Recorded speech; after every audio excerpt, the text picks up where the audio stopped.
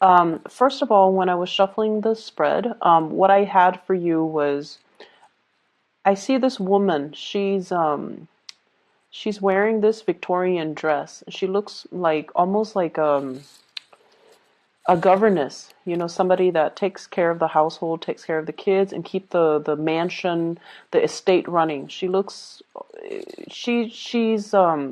I believe she's a mother, but she looks more like a governess. Like she's a little bit cold, a little bit distant, and she has her kind of finger wagging, like she's scolding somebody. And then on the ground, you see this little girl. She's probably like 5 years old. She's holding a doll, and there are like two broken plates on the ground. And it seems like she was scolding at the little girl because the girl probably broke those plates from the image that I saw. And the girl is sad, and she's kind of ashamed. And she did a little curtsy. She, bent down and kind of distracts the governess by spreading her dress and doing a little curtsy and then smiling. And the governess, it seems like her heart is melted, and then she stops yelling or she stops scolding. That's what it feels like to me. And so in alignment with this reading, I feel like the cards are corroborating the same theme. What I have here is the Page of Cups. And I feel like there is somebody in your life who is a little bit of a charmer, who's a little bit of an attention seeker. And I feel like, this is somebody that might have been very evasive when it comes to their responsibility. So it doesn't really matter how old they are. They could be a child, or they could be an adult acting like a child or behaving like a child. But they are a little bit of a charmer. Like they weasel their way out of situations by turning on the charm, turning on the waterworks. They know that they are cared for, and I feel like they tend to push boundaries a little bit. Okay, so if you're dealing with children, you want to be a little bit careful when it comes to their behavior and how oftentimes they can turn on the charms or the waterwork to get out of getting a scolding, or to avoid repercussions for their actions, or even to kind of charm their way into people's hearts. Okay, so that's what I'm getting. For some of you, this could literally be a child. For others, it could be a relationship partner, and then for others, family members. I'm also sensing as well coworkers. I'm not sensing it strongly, but I feel like it could be a coworker who is a little bit kind of like evasive when it comes to handling their responsibilities. So if this is somebody that you're dealing with in the work front, and I see this a lot for you guys, it's almost like energetically, you guys are such workaholics, and you guys are such good workers that oftentimes you are put alongside people who are slackers.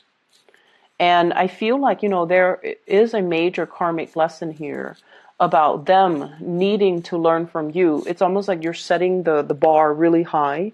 You're setting the standards of integrity and work ethics. And they're supposed to learn a big karmic lesson from you about personal responsibility, personal obligation, stepping up when other people are not in the picture, or stepping up regardless of who's looking. It's almost like we do what we need to do because it is a part of our responsibility. So whether or not the boss is watching, we still need to work. Whether or not we feel like it, if there's some group, some people that are dependent on us, we need to step up. Okay, so it's almost like you can charm, you can turn on the waterwork. The work is not going away, so we need to handle responsibilities because it is our obligation to the place of employment. It's also because other people are depending on us to do our due diligence and to, take care of responsibility. So they're supposed to learn these karmic lessons about, self-sufficiency, about as well understanding that they need to hold up their end of the bargain.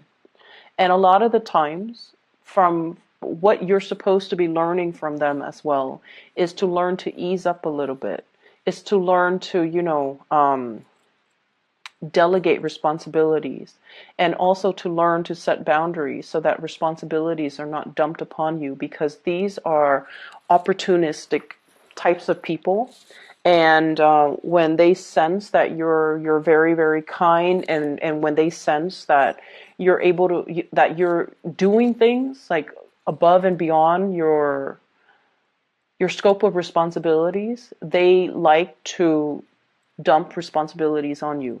So I feel like there is a karmic lesson needing to be learned from both parties in the work environment. Okay. I definitely feel there's something cracking. It's almost like the straw that broke the camel's back. And so this week, there is a lot of responsibilities that you have to take care of. And you are not in a position to take on more. You're in a position to learn to say no to other people, to learn a very direct way to say no to people, to draw very clear boundaries, and to also set people in their place, okay? What I have here is the Ten of Wands. This is a lot of things that you have to take care of, a lot of loose ends to tie up, a lot of things that you're physically carrying around. And if you are kind of like trying to avoid people, I usually think of this as like, he's using those wands to cover his face, not wanting to see people, not wanting to confront people, conflict avoidance, trying to just avoid certain people. This is really a week for you to step into this power with the Ace of Swords. This is like saying what's on your mind and meaning it, and learning to say no to people, learning to cut people out, okay?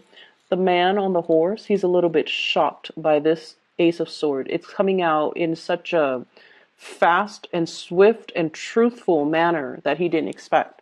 So if you have been kind of like, the doormat, I feel like this is the week where it's like enough's enough. I'm not going to be taking on other people's responsibilities. I'm already, stretched thin. I'm already wearing multiple hats. I'm already going above and beyond my scope of responsibilities, and it's not fair. So you're going to set the record straight, and you're going to preserve your time, which is very little and very precious to you, so that you can take care of the things that you need to take care of, okay?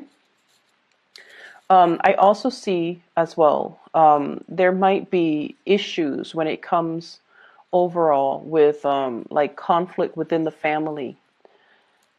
What I have in this spread though, and I don't want you to fret, okay? I have a lot of love. I have a lot of communication and a lot of love. And so the people around you, they truly, truly, truly care about you. Even those coworkers that slack off, they're just opportunistic. They would do this to anybody. So it's not personal, right? And I also feel like the family members, relationship partner even. What I have here is the Ace of Cups. You have two aces, Ace of Swords and Ace of Cups. Communication needs to come from the heart, okay? It's not about scolding. It's not about, chastising somebody for their wrongful behavior. It's about telling them, you have to be a little bit more responsible with those plates. Like you broke those plates because you were reckless when you were playing. So being a little bit more delicate and gentle and toning down the communication when you're interacting with people that you love, and especially if you're interacting with people, it's almost like the delivery, the tone, the attitude matters a lot, and you want to be cognizant of that. Because what I feel in this spread is there's a lot of love involved, but maybe the delivery of a message needs to be changed, needs to be softened up, needs to be thought out a little bit better, okay? But what I do feel is, there's definitely some people weaseling their way out of dealing with ramifications of their actions. There are also people as well. This is sort of like conflict, not seeing eye to eye with people, but it's a very slight, minor type of conflict. And a lot of it has to do with control issues, wanting to control other people, wanting to control environments, wanting to control a situation. This could be coming through from your end or from another person's end. But there's an element of control and wanting to have like a, it's like my way or the highway, you know. It's almost like, it's not so much about the broken plates because, you know, the image that I saw was a child. Children are going to be children. They're going to be a little bit reckless. They're going to be a little bit clumsy. And so after everything is said and done, the plates are already broken, the child's already ashamed, and so they don't need, you know, that further reprimand, I guess. Okay? So gauging the situation and picking your battles and knowing when to get involved and when to kind of withdraw. Okay? So that's what I'm sensing here. I feel like in relationships, there might be a little bit of conflict coming in. And I feel like it's ideological in nature. Ideological in nature. I have here a fire sign, a Sagittarius, an Aries, or a Leo. And I also have a Taurus person in the picture as well. So what I feel here is if you are in a relationship with any of those signs, there's definitely a lot of love, but I almost feel like ideological differences get in the way. And what we have to try to remember is just because someone doesn't see things the way that we see things, it should not. So if it's just on the ideological viewpoint, if someone doesn't see things the way that you see things, it shouldn't diminish, you know, your love for them or their love for you. If someone rejects your idea, they're rejecting your idea. They're not rejecting you. If someone doesn't do what you ask them to do, it has nothing to do with you. It has everything to do with them and where they're at and the way they see a situation. So ideological differences doesn't really diminish the love. It doesn't diminish or it doesn't undermine the love in the relationship. So seeing things from that perspective, I feel like is really going to help transform the way this relationship works for you. So we can agree to disagree. We don't always need to agree on all topics under the sun in order for us to work as a unit, in order for us to move forward, in order for us to, you know, be together. Okay, and that is with family, that is with love relationships, and I feel more so with love relationships. So I almost feel like there is a major separation between your work life and your personal life, which is probably a good thing. But I almost feel like you have double standards when it comes to what you tolerate from people who are really close to you versus the really bad behaviors that you tolerate from people in your work environment. And I mean, you know, we do have to do what we need to do in order to survive. So we know that work pays the bills. And so when we come to work, we have to behave in a different manner. But I almost feel like this set of double standards, okay? It's like treating strangers with a lot of compassion, but treating your loved ones with a lot of like criticism. That's what it feels like to me. Because I have with this Ace of Swords is on top and the Ace of Cups is on the bottom. It's like being harsh with certain people and then extending love to other people. And you want to make sure that the people are deserving, okay? You want to make sure that the people that are doing their due diligence, that are, you know, taking care of their responsibilities, are the ones that should be getting the love and the support. Whereas the ones that have been reneging on their responsibilities, that, you know, leave things to the last minute, are the ones that should be getting chastised. So I feel like directing your energy towards the right people rather than directing your focus, directing your energy towards the right people rather than penting up your energy and your anger and then having it come out directed towards the wrong people, the ones that don't deserve it, the ones that are just like on the sidelines, and the ones that have nothing to do with the root of the problem. Okay, so this is a week for us to kind of reassess where we have been too harsh and where we are giving our energy And especially if we're giving our energy to people that are charming and just evasive and irresponsible, when we should be giving the love to people who are, doing their fair share of the work, who are responsible, who have been nothing but honest. So I feel like that element is coming through. You might be called in to mediate situations as well. And I feel like there might be, I'm seeing like an interview panel. It's like they're deciding on the next candidates, and somebody might call out sick, and you might be kind of like interim. You might be called in to fill that position on a panel where you are assessing people's work potential. You're assessing people's skills. You are assessing people's work history. So I don't know if you're on a panel to do that. So like I said, somebody might call out sick, you might be a filler. Or if you do this on a regular basis, I feel like there will be a lot of good candidates, okay? So be careful about those charming ones. Be careful about the ones that are, super articulate, but when it comes to their work history, and you want to make sure you follow up and call their references, okay? And asking the right questions. So I definitely feel like it's going to be a very busy week. There's lots to do and lots to take care of. And you need to keep your kind of like your mind razor sharp and pick your battles so that you're not stretched too thin. I'm